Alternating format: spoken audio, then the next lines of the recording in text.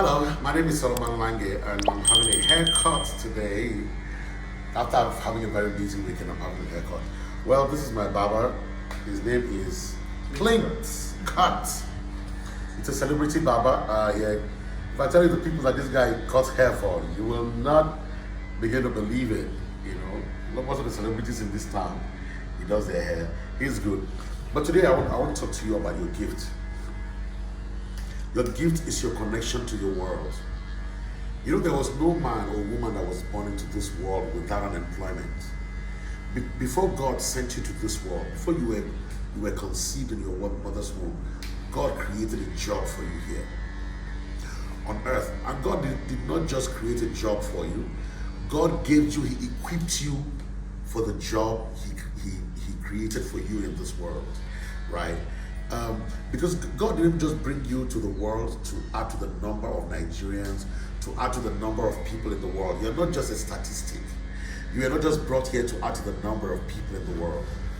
You were brought here to continue with the work of creation that God started. You were brought here to make the world a better place. You were brought here to solve problems. And before you came here, God put a gift in you that will help you to solve the world's problems. There are problems for you to solve here.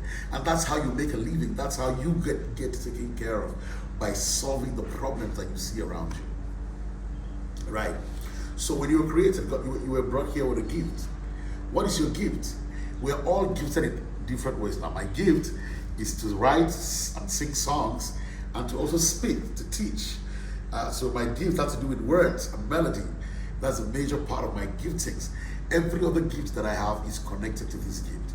And when I find this gift, develop this gift, and I bless lives with this gift, the gift now gives me a life, also gives me a beautiful life, right? So you need to develop your gifts. Your gift, the Bible says, see it thou a man diligent in his business. He shall not stand before mere men. He will stand before kings and princes. What is your gift? Now let me give you a simple way you can know your gift. Your gift is that thing that you do with the minimum amount of effort. Your gift is that thing that comes to you easily, that you do easier than other people. Growing up singing, when I was growing up, my mom told me that each time I cried, each time they spanked me and I was crying, I ended up with a song.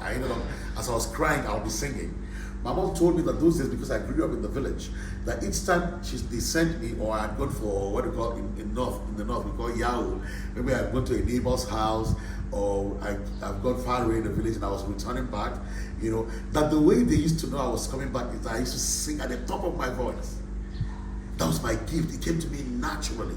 What is that thing that comes to you naturally? What is that thing that you can do with the least amount of effort? What is that thing that you can do easier than other people around you? What is that thing that when you do, other people are telling you that, man, you're good at this thing? What is that thing that even your neighbors, your friends, always want you to do for them?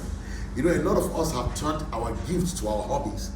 And then we instead of making them our jobs, we've turned our gifts into our hobbies. And then so we go to work, and then we'll come home and say, what is your hobby? The gift that God has given you, what you love to do, you've turned it into your hobby, and you hate doing that job that you go to every day.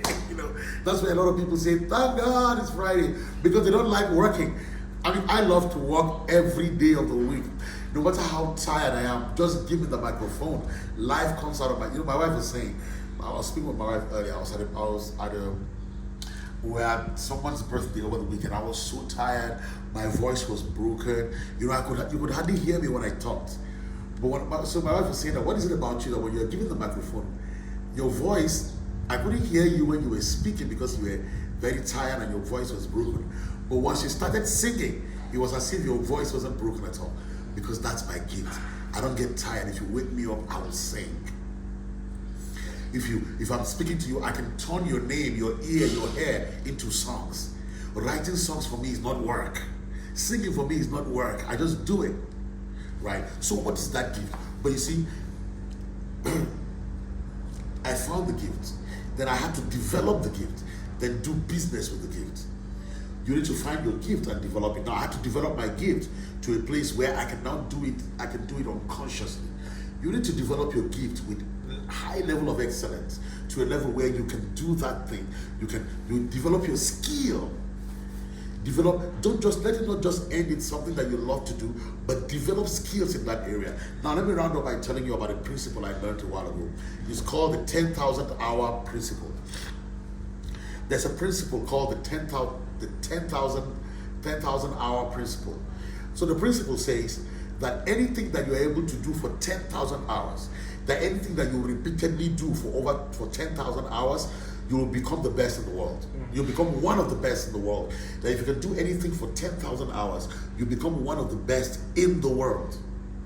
Now, so you ask yourself, how many hours do I need to give to that thing in a day to be able to end up doing it for 10,000 hours? So it means that if you're able to give 1,000 hours, 2,000 hours, 3,000 hours to that thing, in your community you begin to become the best. You begin to stand out. In your country, in your state, you begin to stand out. In your country, you begin to stand out. Because so if you can spend hours, someone says that repetition is the mother of skill. You need to develop your gift into skills that you can exchange for money.